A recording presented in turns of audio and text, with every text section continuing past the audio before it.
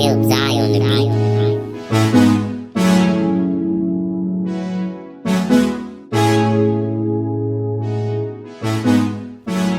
Welcome to the 757 Connection, the best way to stay connected in your community. From the lens of the youth, we'll give our best take on what's going on.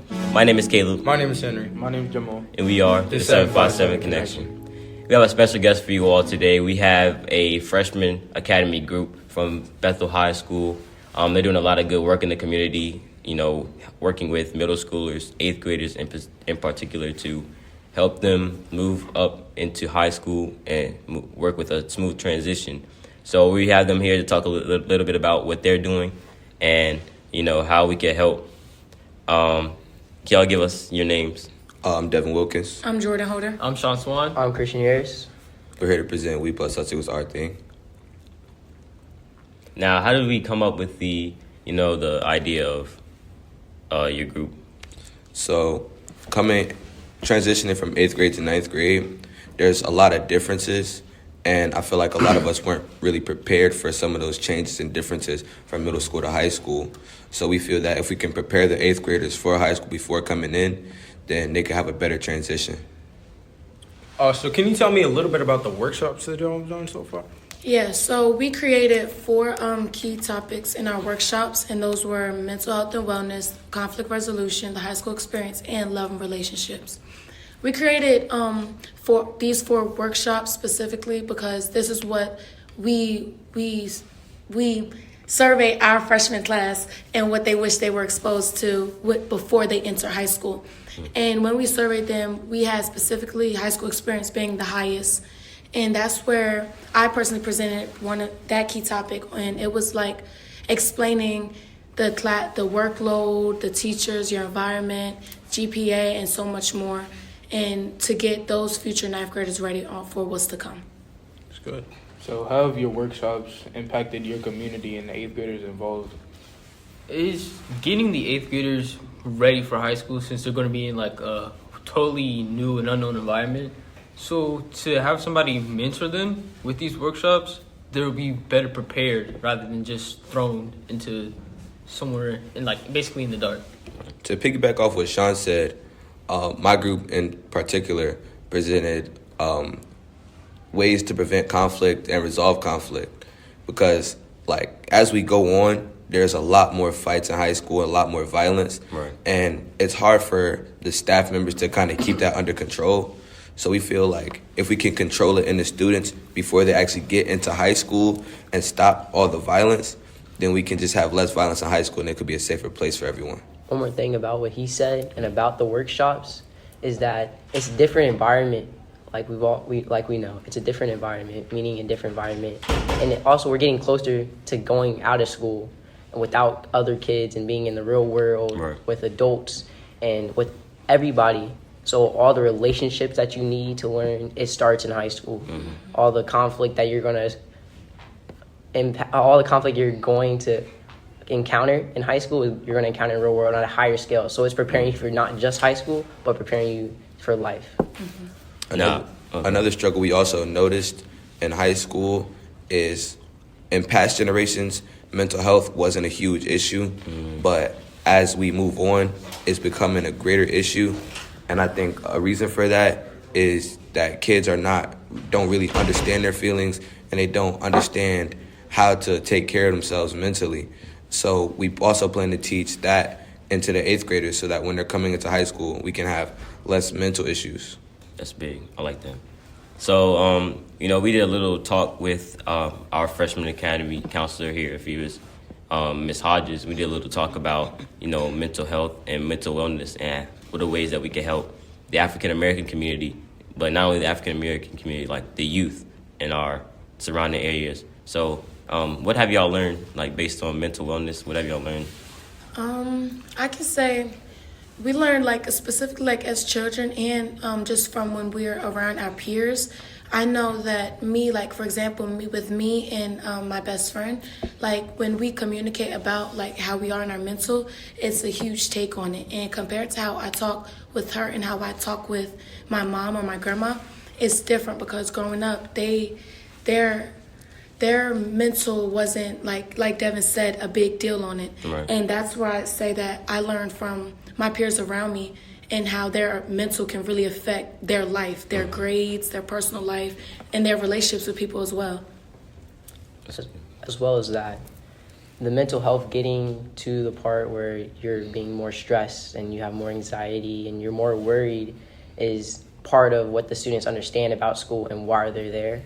Some of them might understand that they're just there to do work and be forced to do work they might not even want to learn.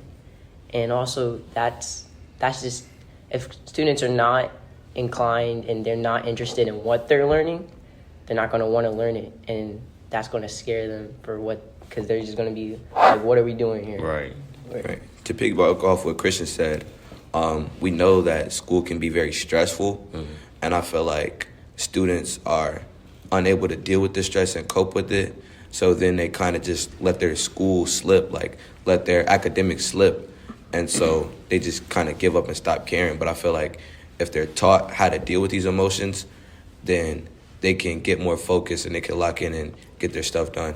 And to add on to what Devin said, since you're not familiar with some of the stress factors that come with that, you might not know how to deal with it, and you're just kind of going to sweep those feelings under the rug instead of addressing them properly, which isn't really going to help you because it's just going to make it worse.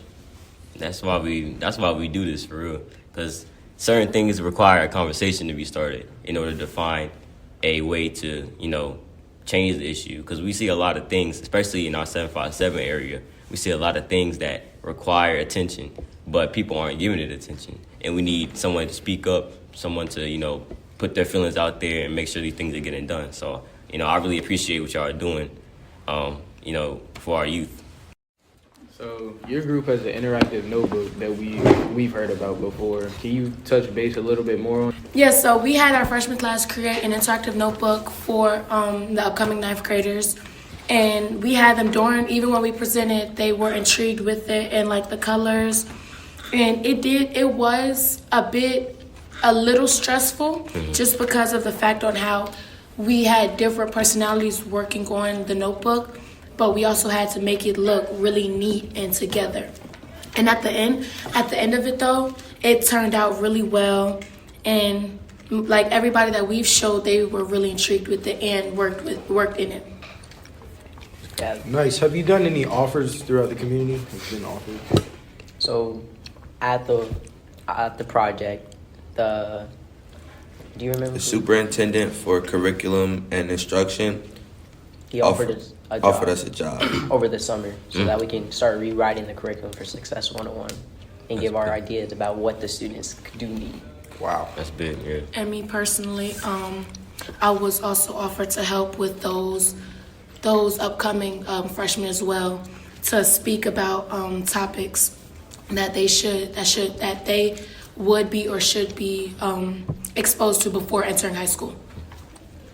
One thing I want to say back again about the interactive notebook is that we handed it out to all the students at the workshops again, and we had sent out a survey that we should get the results shortly about what the students thought about the workshops. And I don't know if we had a question about the interactive notebook, but we will have results about what the students thought about the workshops and how the interactive notebook maybe helped them.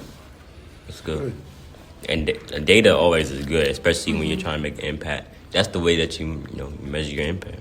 So that's big. Your group, have y'all done any surveys or anything? Yeah. So we actually surveyed our freshman class. We had our whole freshman class listen to our podcast in the Success 101 class, and we got some pretty good feedback. Based on we had only had like 4 or 5 episodes out at that time, and then we sent that over to Bethel High School, and Miss Tucker, who y'all know very well, she had allowed us to, giving us a platform to share our podcast, and we got some really good feedback from that as well. I believe it's nearing 400 responses as of right now, and we're really taking that to heart, and we trying to make some changes and innovate our podcast, make sure it's best as it can be. I think we need to know that. I think our schools in Bethel, or we attend, is that we need to know that we want to help y'all, and y'all can help us. I think we all need to know that we're all together on the same topic, trying to do the same thing for the same reason.